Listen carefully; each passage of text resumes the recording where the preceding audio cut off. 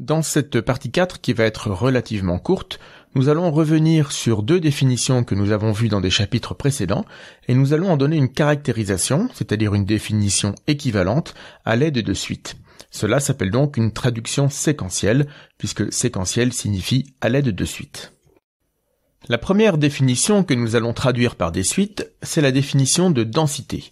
Nous avons déjà rencontré cette notion au début de ce chapitre d'ailleurs, lorsque nous avons démontré que l'ensemble des rationnels ainsi que celui des irrationnels était dense dans R. Donc rappelons cette définition, on dit qu'une partie de R est dense si elle rencontre tout intervalle non trivial de grand R. C'est-à-dire, si X est une partie de grand R, X est dense, si et seulement si, quels que soient deux réels A et B avec A strictement plus petit que B, alors il existe un élément petit x de grand X qui est strictement compris entre petit a et petit b. Donc le fait qu'une partie grand X de R soit dense dans R ou pas, admet une traduction séquentielle qui est donnée dans la proposition suivante. Grand X est dense dans R si et seulement si tout réel est la limite d'une suite d'éléments de grand X. Ce qui en version quantifiée s'écrit ici, pour tout petit L dans grand R, il existe une suite petit xn d'éléments de grand X tels que xn tend vers petit L. Donc cette proposition, nous l'avons déjà rencontrée justement lorsque nous avons démontré que les rationnels étaient denses dans R. Nous avons un peu plus loin, grâce aux approximations décimales par excès et défaut, un peu plus loin, nous avions montré qu'en effet, tout réel était bien la limite d'une suite de rationnels. Donc maintenant, nous allons montrer cette proposition pour une partie dense quelconque de grand R et pas seulement pour les rationnels. Pour la réciproque, supposons donc que tout réel est limite d'une suite d'éléments de grand X. Alors nous allons maintenant démontrer la définition de densité. Nous allons montrer que grand X est dense en revenant à la définition. Donc nous introduisons petit a et petit b deux réels, tels que petit a est strictement plus petit que petit b.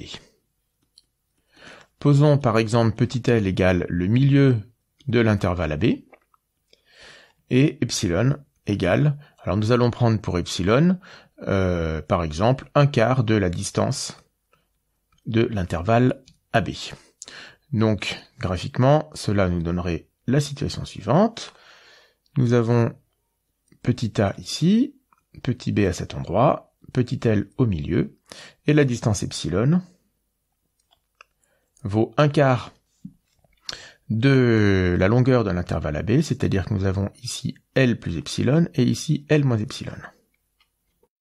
Alors on peut rajouter que epsilon est bien strictement positif, et avec la définition de petit L et petit epsilon, nous pouvons montrer que nous avons la situation qui est bien dessinée sur le graphique, à savoir que nous avons cette série d'inégalités, et en particulier, L moins epsilon, L plus epsilon, l'intervalle L moins epsilon, L plus epsilon est entièrement inclus dans l'intervalle AB.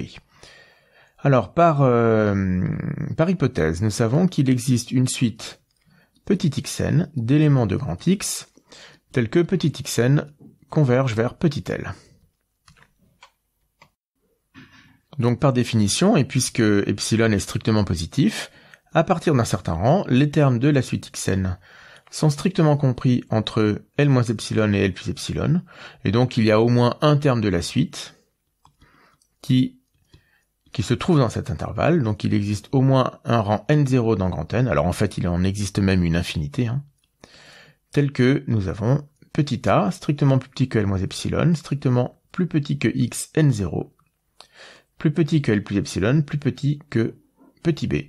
Donc il existe au moins un élément petit x dans grand X, tel que petit x se trouve entre petit a et petit b. Ça c'est la définition de densité. Et ainsi, la partie grand X est dense dans R. La deuxième traduction séquentielle que nous allons voir concerne la borne supérieure d'une partie. Donc si nous prenons grand X une partie de R non vide, nous savons qu'elle admet toujours une borne sup dans R bar. Donc ici, attention, la borne sup est bien prise dans R bar, elle peut donc être égale à plus infini, ou éventuellement bien sûr être un réel. Dans tous les cas, la borne supérieure de grand X est toujours la limite d'une suite d'éléments de grand X. Nous pouvons préciser encore un peu plus les choses. Si grand X est majoré, eh bien d'après le principe de la borne supérieure dans R, sa borne supérieure est un réel, petit l est un réel, et donc la suite xn converge. Par contre, si grand X n'est pas majoré, sa borne supérieure vaut plus l'infini, et donc la suite xn tend vers plus l'infini.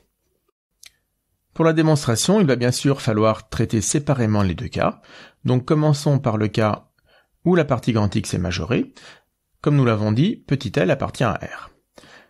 Si nous introduisons un entier non nul petit n, eh bien L moins 1 sur n est strictement plus petit que petit l, et donc comme toujours dans les exercices sur les bornes supérieures, L moins petit n ne majore pas grand X. Et donc il existe un élément de grand X qui se trouve entre L moins 1 sur n et petit l. Nous allons noter un tel élément, petit xn. Il existe petit xn dans grand X, tel que petit xn est strictement plus grand que L-1 sur n, et il est de toute façon nécessairement plus petit que petit l, puisque petit l est un majorant de grand X. Donc nous avons construit ici une suite petit xn qui est bien une suite d'éléments de grand X, et avec le théorème des gendarmes, par encadrement, la suite xn nécessairement tend vers petit l. Voilà pour le cas où x est majoré. Dans le cas où x n'est pas majoré, petit l est égal à plus l'infini.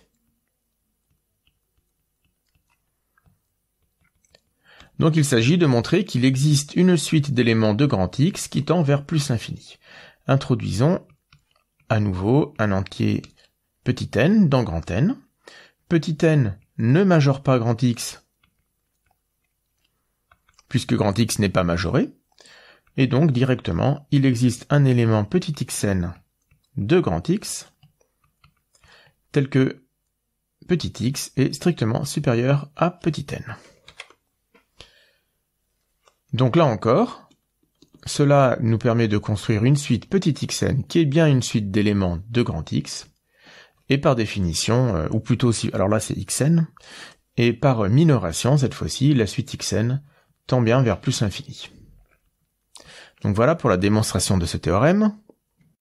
Il existe évidemment un résultat analogue pour la borne inférieure, je vous laisse le soin d'adapter cette proposition dans le cas d'une borne inférieure, mais la vraie traduction séquentielle, elle n'est pas vraiment au programme, je vous la laisse en exercice. Alors une traduction séquentielle, c'est bien donner une définition équivalente d'un objet que nous avons déjà défini autrement.